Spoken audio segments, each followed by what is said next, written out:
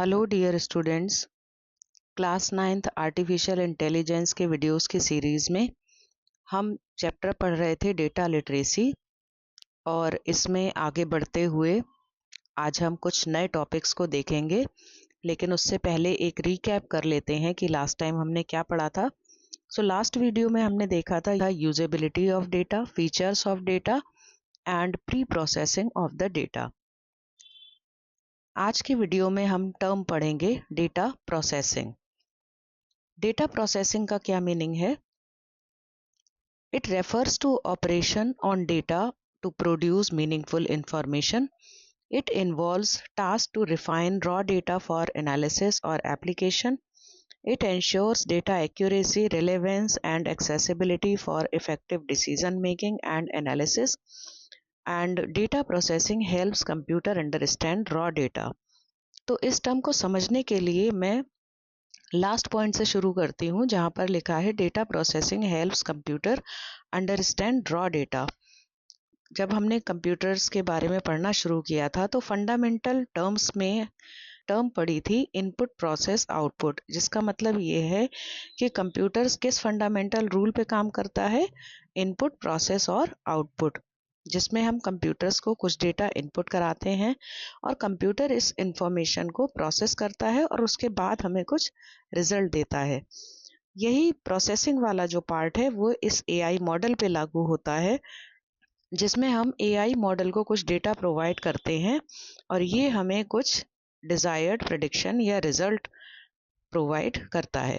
इसीलिए लिखा है data processing helps computer understand raw data. इसके बाद हम फर्स्ट पॉइंट को देखेंगे, refers to operation on data to produce meaningful information.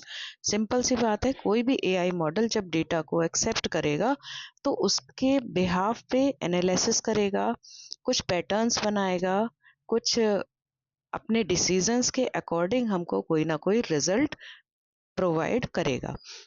कहने का मतलब ये है कि मशीन को जो भी डेटा प्रोवाइड किया जाता है वो मशीन उस या एआई मॉडल उस डेटा पर कुछ वर्क करेगा और इस वर्किंग को ही हम डेटा प्रोसेसिंग बोलते हैं, जिसके बाद हमें कुछ डिजायर्ड प्रोबेबिलिटीज, डिजायर्ड रिजल्ट या वी कैन से जो हमारी एक्सपेक्टेशन है रिजल्ट की वो हमको मिलती है।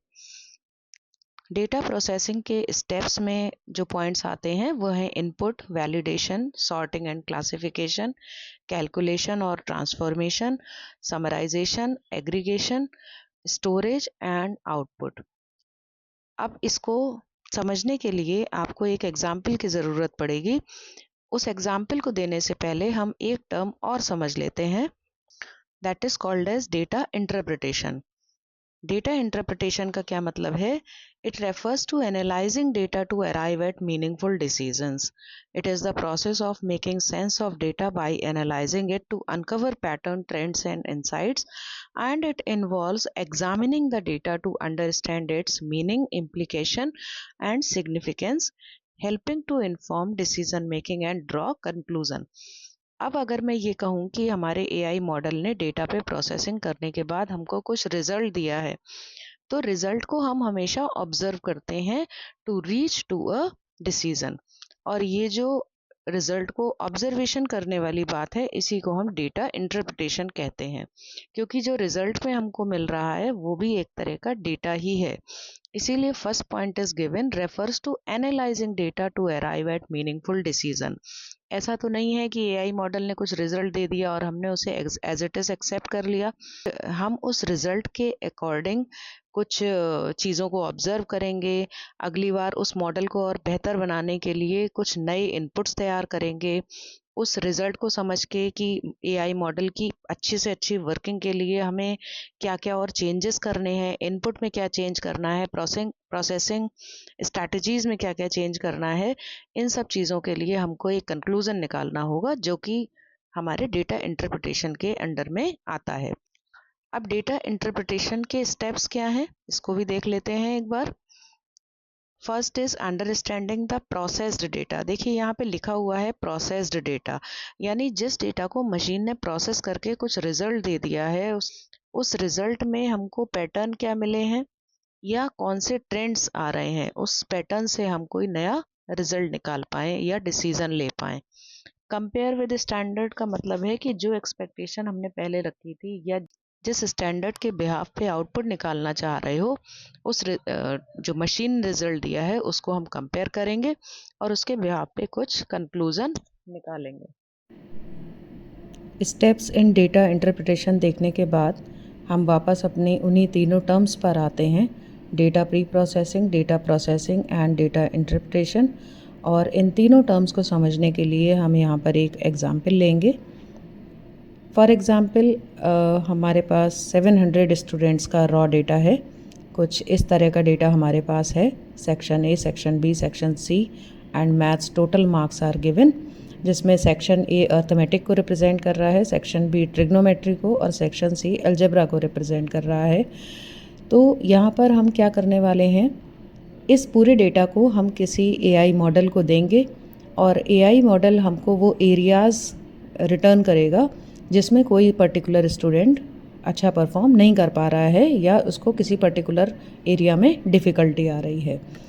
तो एआई मॉडल का जो प्रेडिक्शन है, जो रिज़ल्ट हम निकालना चाह रहे हैं, वो क्या निकालना चाह रहे हैं या जो एज्यूम हम करना चाह रहे हैं कि एआई मॉडल हमको क्या क्या रिज़ल्ट देगा। How many students are weak in algebra? How many students are weak in arithmetic? How many students are weak in trigonometry? And how many are reaching above 90%? इतना रिज़ल्ट हम expect कर रहे हैं या अज्यूम कर रहे हैं अपने एआई मॉडल से।